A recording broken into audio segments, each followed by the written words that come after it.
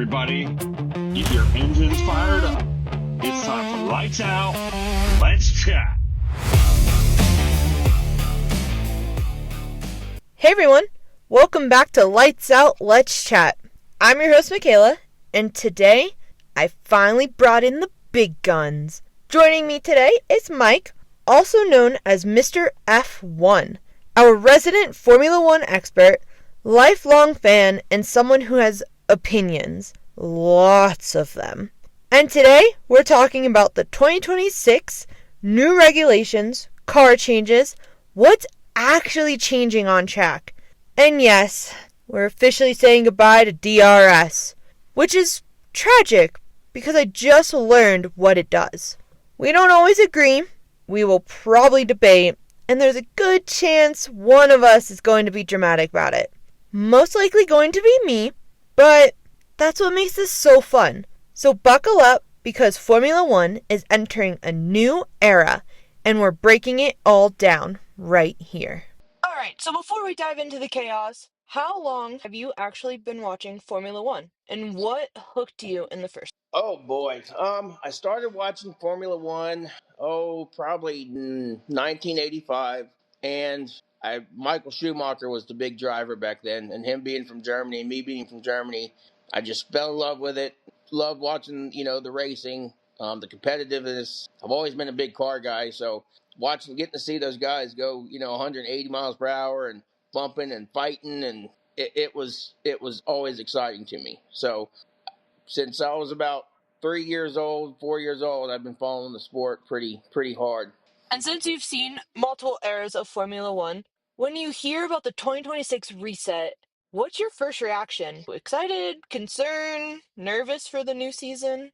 I'm I'm excited for the new season because they're promising better racing, closer racing, better wheel to wheel racing, but I do wish we'd go back to the days of the V8s and V10s. So, unfortunately, I don't see that happening, so I've got to be excited, but I think it's going to hopefully make the sport a lot more competitive than it has been in the last, 14, 15 years. What changes are you looking forward to? The biggest one I'm excited about is to see how the active aero works and how that affects the cars. Getting the race closer together with less dirty air affecting the cars and being able to chase closer. I think that's probably the most exciting thing for the 2026 and beyond for me. So I hope from what we saw during the practice sessions, I hope it works out the way they're saying. As we saw during testing, we do have the smaller cars. Since they're getting smaller, lighter, and narrower, why is that such a big deal right now?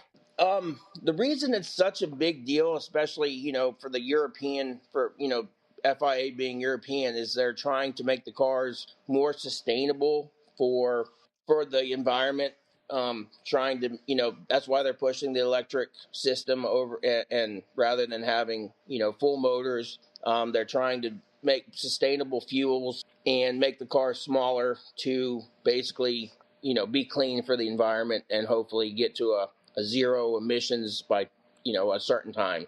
Now, with the sizes, do you think it's finally helping with closer racing, or optimistic about this? Um, I I would like to say it's going to make a big difference, but in American measurements, I mean the length you're only losing 7.87 inches. Your width you're only losing 3.9 inches, and your weight now you're losing a significant amount of weight. You're going down 66 pounds. But I don't necessarily think that that small of a you know that significant of a change will really affect the racing that much more. I mean, you looked at Mexico last year. You had three cars at the takeoff. At the start, racing side. No, four cars racing side by side. So I mean, I I, I see what they're trying to do, but I don't necessarily think it's going to make a significant difference with the as far as the size. We're going to see a big difference in that for the racing season. Which driver or which team do you think is going to benefit most with the smaller cars? As far as I think as far as drivers, you've got the drivers like Kimi Antonelli, Oscar Piastri, the newer drivers that have come out of F2 and F3 most recently, because the cars are matching the F2 measurements a lot more. So I think the younger drivers are going to really have a upper hand compared to, Max Verstappen, Lewis Hamilton, especially, Valtteri Bottas, the older drivers, especially, look at Fernando Alonso, who hasn't been in a F3, F2 car in God knows, 20 years. So the younger drivers should have an upper hand. And I still think with Adrian Newey and Aston Martin, they've made announcements that they're not going to really be that strong in the beginning of the season, and their strengths are going to be more to the mid and final. So I still think Aston Martin's going to be a powerhouse as far as, the car designs. I think Mercedes is going to do really well. Mercedes always designs well, especially with new changes. Red Bull's done really well with their design. Their big hindrance, I think, for Red Bull is going to be the longevity of the Ford motor. And I think Ferrari's going from Bahrain practice. Ferrari has done really well, especially from the 2014 changes. Ferrari looks really, really surprisingly strong for me. Yeah, I think we have some good teams coming in this season. I know Cadillac's joining and Sauber changed to Audi. How do we think these cars are gonna look on the track during a race weekend? I think stronger, of course. They have the F1 experience. They have, the racing pedigree. I think they'll be a little bit stronger than Cadillac, but the big thing for Cadillac that's really going to help Cadillac out is the fact that they have stolen a lot of race knowledge from other teams. So I think it's going to be a slow start, especially probably this year. I don't necessarily think they're going to be, in the top 3 or 4 teams by any means, but I think over, the next 3 or 4 years, I think Cadillac will be a real powerhouse. They've got a lot of money, and they're serious, especially with all the American, North American races and, stuff like that. So I think, they've committed to being in the long haul, and I think hopefully within the next 3 or 4 years, they're really going to have something special, especially with the knowledge of Valtteri Bottas and Sergio Perez coming in, and the people backing them, the team backing them. So at the beginning, I think Audi will definitely overstep Cadillac, but I think both of the teams, if they can stay with it, both of the teams in the next few years are going to be really, really strong as competitors. I mean, you look at what Haas has done. Haas has been in, if I'm not mistaken, this will be their 5th year maybe.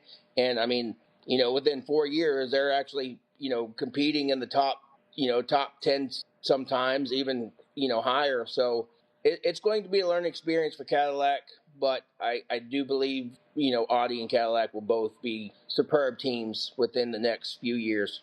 I definitely think Cadillac might be a little bit better and stronger than Audi. I mean, I get Audi has the race experience because they were a team before they became Audi. But I have strong faith in Cadillac. They have 2 really strong drivers this season, which I'm super excited to see Checo back in his seat, other than supposedly he was retired and now he's coming back. But I'm excited to see him work that track this. Oh, yeah, absolutely. And, talking about Valtteri and Perez, they do have great teams, 2 great drivers, but you got to also think Audi's got the Hulk, and he's figured out ways to get get in places he should have never been with those cars. So he's going to be a real dark horse, for Audi as well. If they can put the car down and give him a car, he will deliver. Absolutely. Well, I think we should switch it up and talk about why we're saying goodbye to DRS. So now they have a boost button.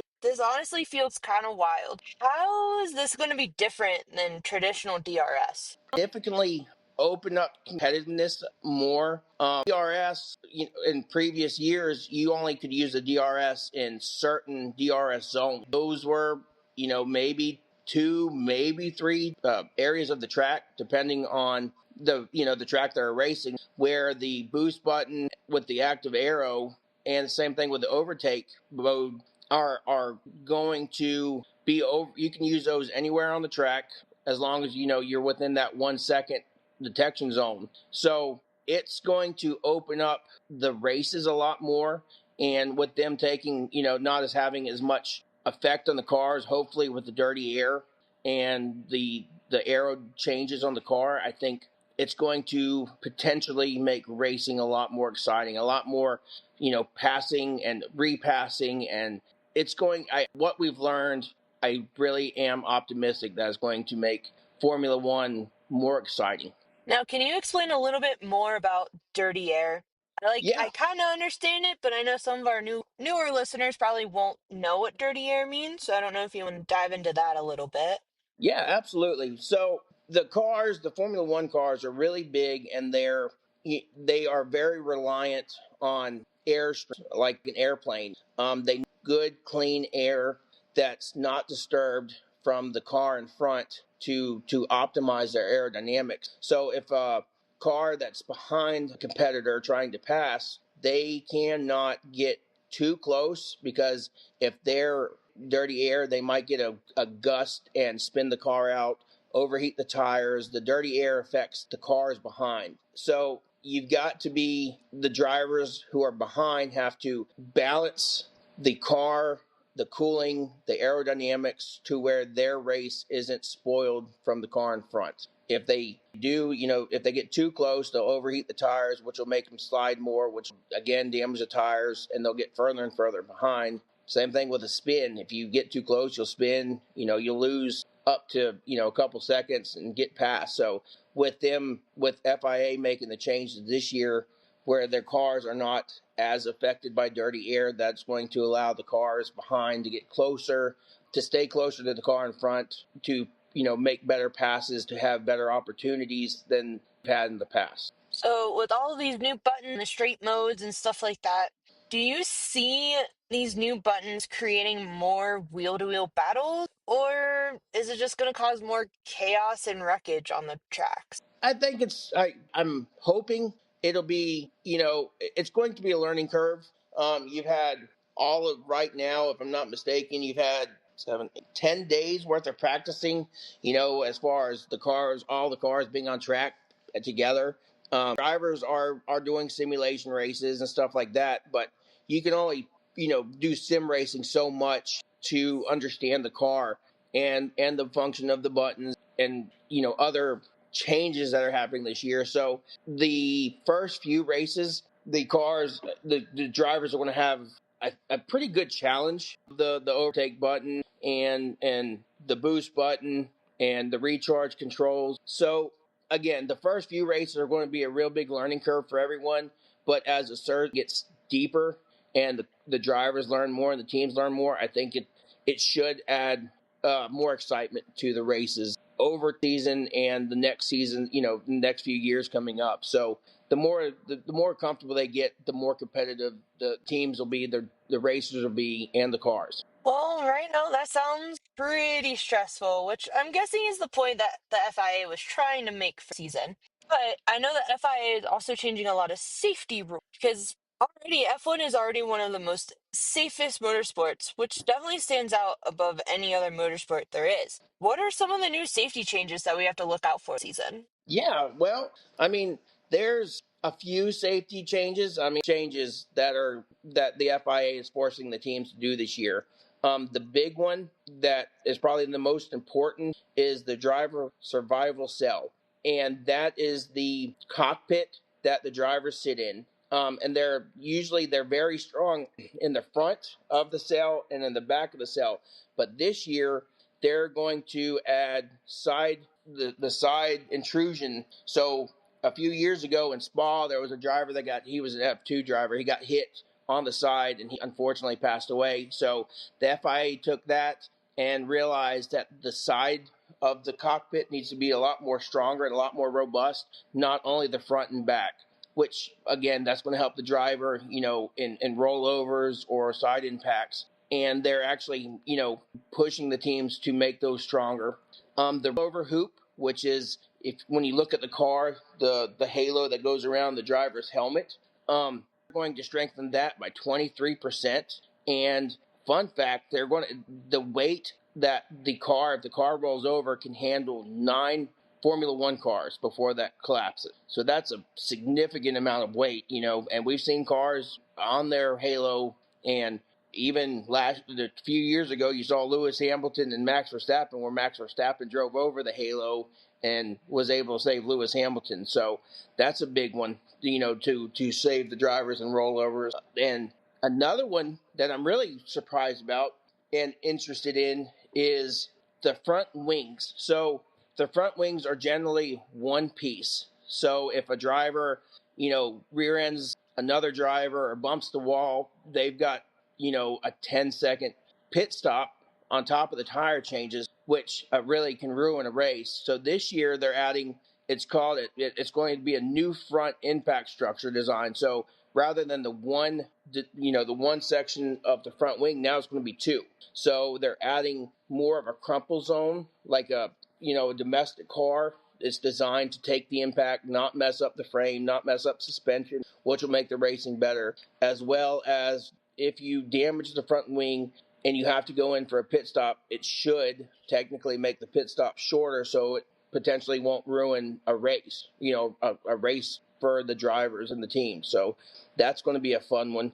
And they've also added front, like your car, where it has the blinkers on the front of your side mirrors. They've done that as well. So the driver in front will be able to see the car that's behind a lot better and see. That way, even if it's foggy or there's rain, you'll have something for the front driver to visually see the cars behind it. So hopefully there won't be, rear ending and stuff like that. So that'll make the racing a little bit more exciting as well, and a little bit safer. It definitely seems like there's a lot more safety season than there has been in the past. Do you think these changes show that the FIA and Formula One is learning from recent crashes that have happened in the past? Yeah, absolutely. Formula One has, over the entirety, have had just horrendous accidents. Drivers pass away on track. Niki Lauda to Ayrton Senna to many, many drivers that people, loved and respected, countries adored. So, over the generation, the FIA has really pushed for driver safety to not only keep the driver safe, but everybody wants to see maybe an accident every now and then, but you don't want to have to see your favorite driver, and paralyzed. And again, one of the biggest examples of that was when Roman Grosjean crashed and, hit the wall head on, burst into a fireball. And besides burning his hands, he was able to walk away. So you're seeing the safety impacts, and the drivers feel safe, the better the driving will be. If they feel like a car can handle it, then they're going to push the car that much harder, which is going to help the racing. So it's a double-edged sword, but in a good way. The drivers are safe, but the safer they feel, the harder they'll race. Now, speaking of drivers, which drivers do you think are struggling? I know that we watched testing a little bit.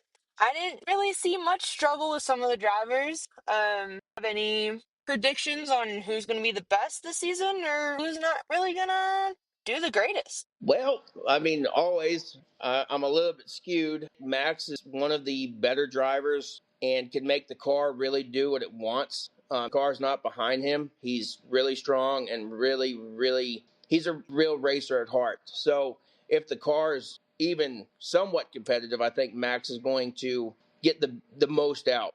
And then hopefully with Hajar being his teammate, he'll have a little bit more team support, a second driver support when he needs slipstream, when he needs, help. So I think Max and Hajar could be a really good team, but that's yet to be determined. Mercedes, I think, is going to be really, really tough. You've got Russell, you've got Kimi Antonelli, who's proven himself last year. He did amazing. So those two are going to be really good. Lewis Hamilton and Charles Leclerc will be really tough.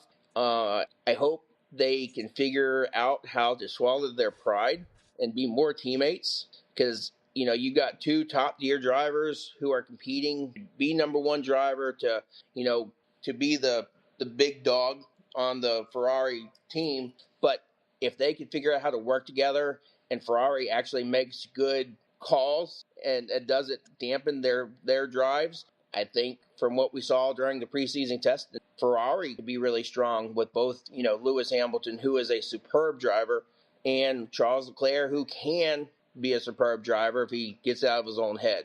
I think if the cars behind him, Fernando Alonso, again, like Max, will be amazing this year, as, probably towards the middle to the end of the season.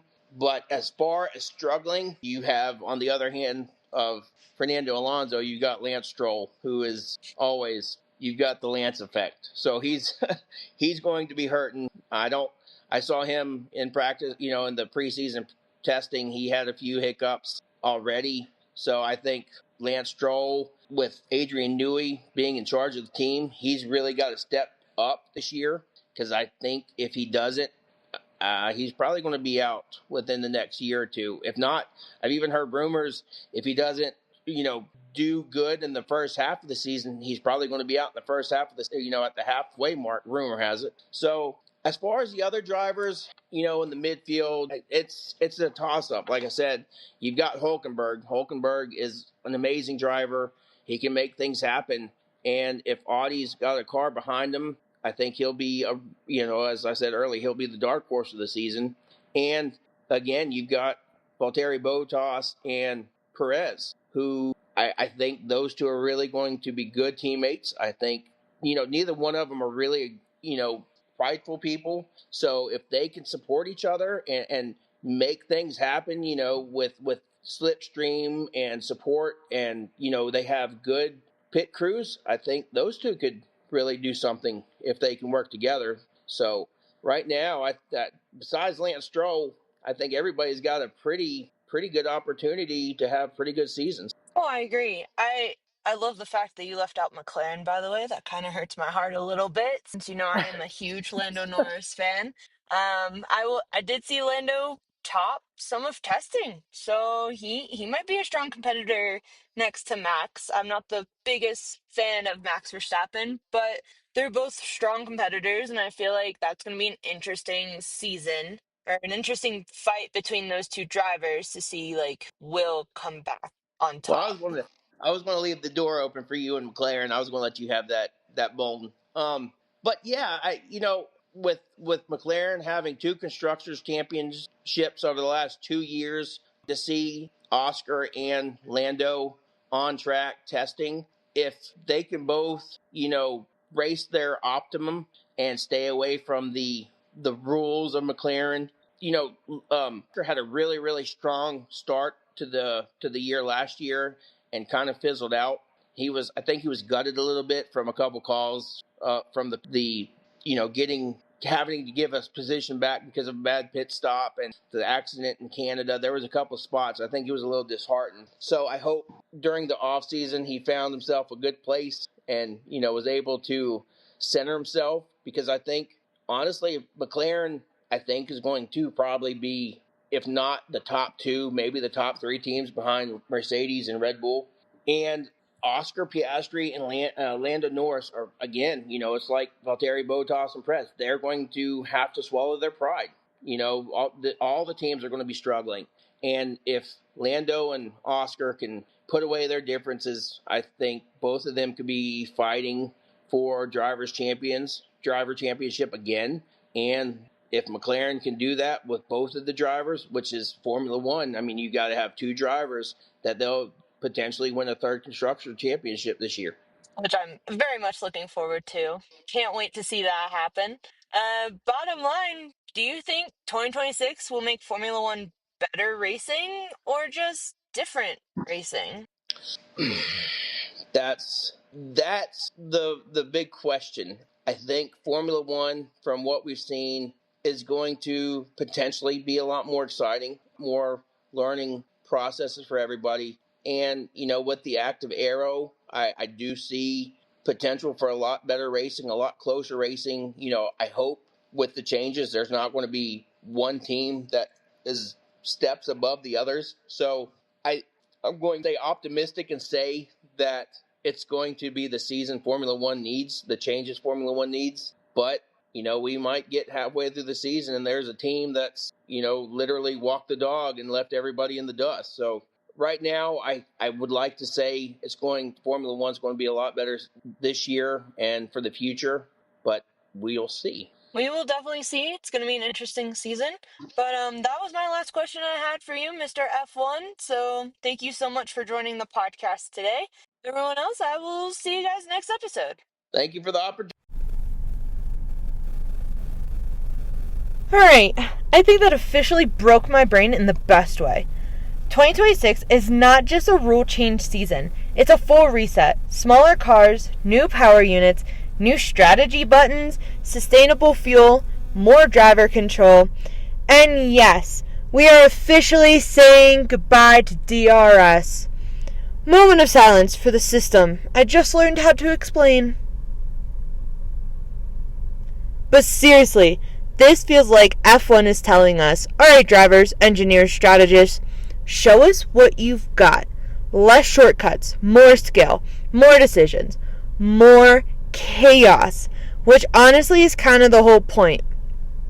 And Mike, thank you so much for coming on and breaking all of this down without my head fully exploding, even though it definitely tried. Now